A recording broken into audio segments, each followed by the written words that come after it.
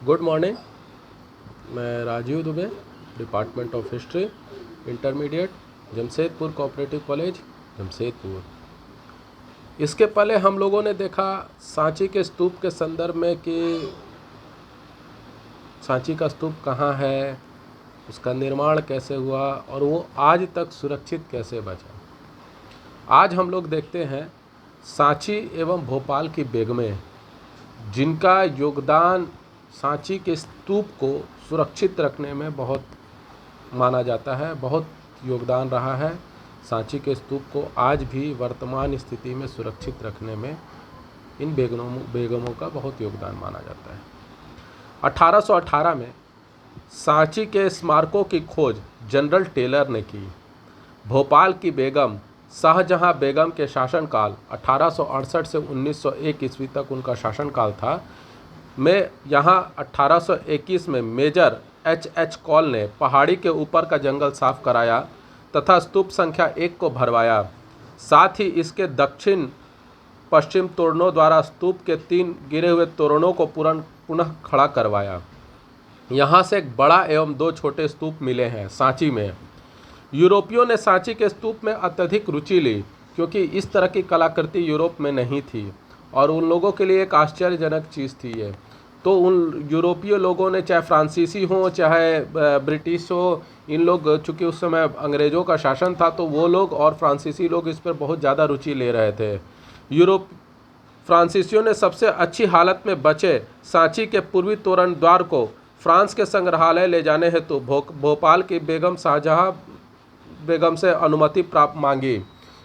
पूर्वी तोरण द्वार जो कि सबसे अच्छी हालत में था, उसको ले जाने के लिए फ्रांसीसियों ने भोपाल की बेगम शाहजहां बेगम से अनुमति मांगी और अंग्रेज़ों ने भी ऐसा करने का प्रयास किया।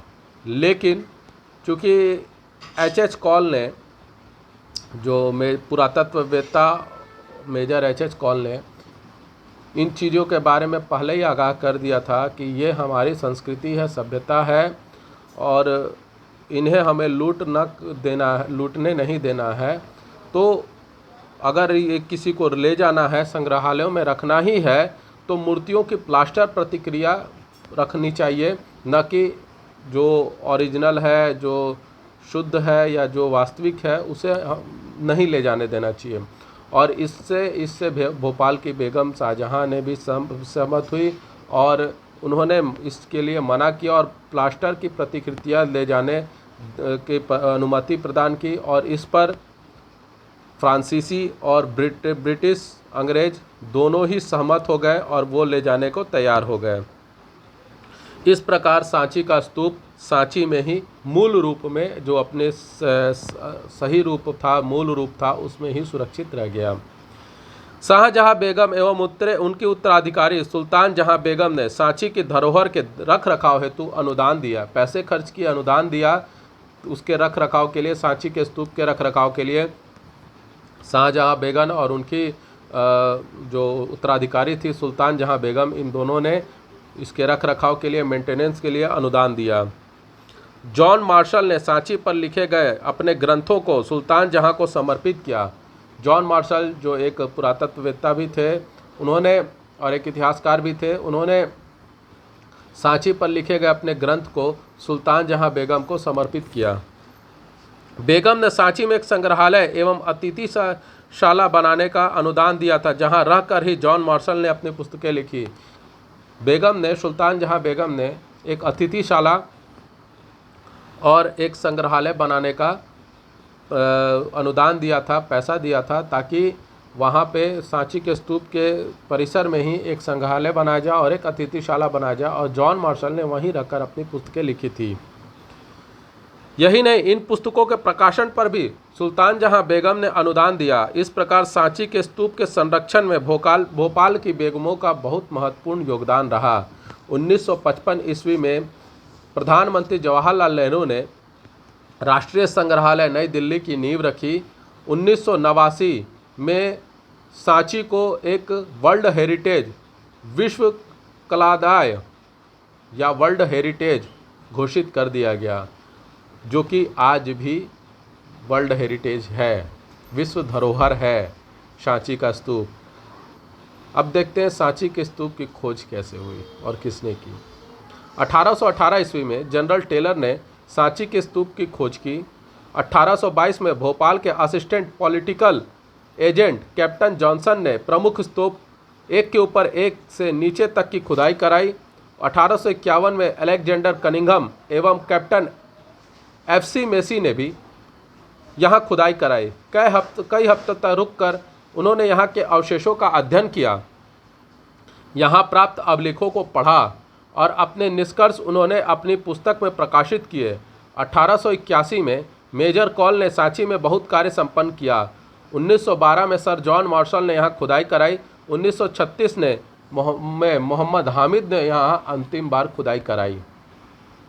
ये सभी लोग जो थे, इन सभी का योगदान है। आज जो सांची का स्तूप है, इन सभी का योगदान है उस सांची के स्तूप को खोजने में और उसको व्यवस्थित रखने में। सांची स्तूप के कुछ तथ्य हैं।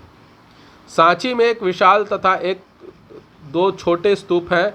महास्तूप में भगवान बुद्ध के, द्वितीय स्तूप में अशोककालीन धर्म प्रचारकों के एवं तृतीय स्तूप में बुद्ध के 2 शिष्यों सारिपुत्र एवं महामदोदगल्यान के अवशेष रखे हुए हैं। सांची के स्तूप का वर्णन श्रीलंका के बौद्ध पुस्तकों दीपवंश एवं महावंश में मिलता है। इसके अनुसार उज्जैनी का शासक रहते हुए अशोक ने विदिशा के एक व्यापारी की कन्या देवी से विवाह किया था। इस रानी देवी ने पहाड़ी के ऊपर बुद्ध धर्म के स्मारक बनवाए। महेंद्र एवं संघमित्रा इन्हीं के पुत्र थे। यही महेंद्र और संघमित्रा श्रीलंका गए थे बौद्ध धर्म के प्रचार करने के लिए। अशोक के पुत्र एवं पुत्री थे और ये बौद्ध धर्म के प्रचार के लिए श्रीलंका भेजे गए थे। महेंद्र कुछ दिन विदिशा एवं सांची में रहा और यहाँ बुद्ध धर्म को फैलाया। सांची स्तूप पर खुदे हुए शिलालेख बड़े बड़े अमीर एवं व्यापारियों दिए गए।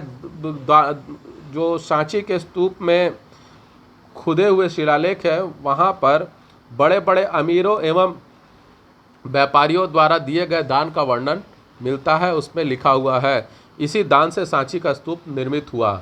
यानी सांची का स्तूप निर्मित करने में अशोक के साथ साथ वहाँ के सांची के कई बड़े बड़े व्यापारियों और अमीरों ने भी महत्वपूर्ण भूमिका निभाई। उन्होंने दान दिया, पैसा दिया, जिसके कारण सांची के स्तूप का निर्माण हो सका। महास्तूप का निर्माण अशोक के समय 268 ईस्वी पूर्व से 233 ईस्वी पूर्व में ईंटों की सहायता से हुआ था एवं इसके चारों ओर काष्ठ की यानी लकड़ी की वेदिका बनी हुई थी। शुंग वंश के काल 148 ईस्वी पूर्व से 72 ईस्वी पूर्व में स्तूप को पाषाण पटियाओं से जोड़ा गया एवं वेदिका भी पत्थर की बनाई गई। लकड़ी की खराब हो रही थी, उसके जगह पत्थर की वेदिका बनाई गई। स्तूप का व्यास 126 फीट ऊंचा 126 फीट एवं ऊंचाई 54 फीट कर दी गई। अतः आकार पहले से दुगुना हो गया, यानी स्तूप को और ऊंचा कर दिया गया। जो पहले से आकार था उससे दुगुना आकार कर दिया गया। सातवाहन युग 37 ईस्वी पूर्व से 203 ईस्वी सातवाहन का काल माना जाता है। इसमें वेदिका की को चारों दिशाओं में तोरण लगाए गए। यानी वेदिका जो बनाई गई थी उसके चारों दिशाओं में 4 तोरण बनाए गए। पूर्वी, पश्चिमी, उत्तर, दक्षिणी ऐसे करके 4 तोरण बनाए गए। मध्य महास्तूप की भूमि तल पर मध्य में एवं हर्मिका पर 3 मेधियाँ थी। मध्य की मेधी भूमि तल से 16 फुट ऊंची थी। ये सभी चीज़ें स्तूप के कुछ तथ्य थे। स्तूप में कैसे क्या हुआ, कि स्तूप में क्या क्या चीज़ें थीं, तोरण कैसे थे, वेदियाँ कैसी थी, मेधियाँ कैसी थी, इन सभी चीज़ों का स्तूप में किन के अवशेष रखे हुए, इन सभी चीज़ों का इसमें वर्णन दिया गया था। तो कुल मिलाकर अगर हम लोग देखें तो आज जो विश्व धरोहर है सांची का स्तूप, इसको सुरक्षित रखने में भोपाल की बेगमों ने बहुत महत्वपूर्ण भूमिका निभाई। साथ ही एच कॉल का वो सलाह और वो बातें जिसके कारण अंग्रेज और फ्रांसीसी इस स्मारक को, इस विश्व धरोहर को अपने देश के संग्रहालय नहीं ले जा पाए। ये भी एक बहुत महत्वपूर्ण बात थी, क्योंकि इसके पहले कई स्मारकों को और खुदाई में मिले हुए सामानों को ये लोग अपने अपने देश ले जाकर संग्रहालय में रखते थे और हमारी संस्कृति के बारे में हमको खुद नहीं पता चल पाता था। तो इस स्थिति में सांची का स्तूप का अपने मूल रूप में ही सुरक्षित रह जाना हमारे लिए एक बहुत बड़ी बात है। आज भी यह सुरक्षित है, आज भी यह विश्व धरोहर के रूप में सुरक्षित है और पर्यटन के उद्देश्य से ये दर्शनीय है।